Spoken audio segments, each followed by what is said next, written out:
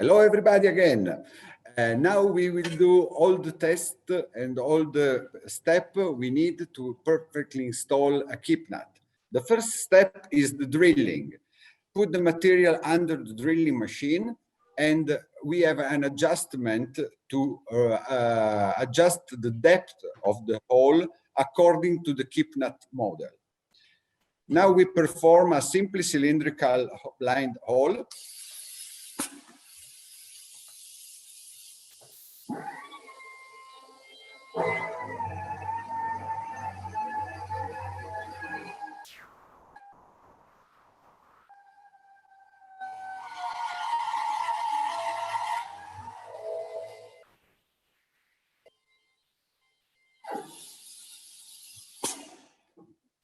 Now, once the hole is done, we check it with the go, no-go gauge.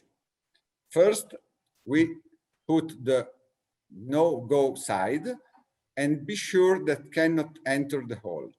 Then we go on the go side and we check that it can go in up to the indicator level according to the keep nut model. In this case, is the H8.5. When everything is correct, we will fix the keep nut under the punch and hammer it into the hole.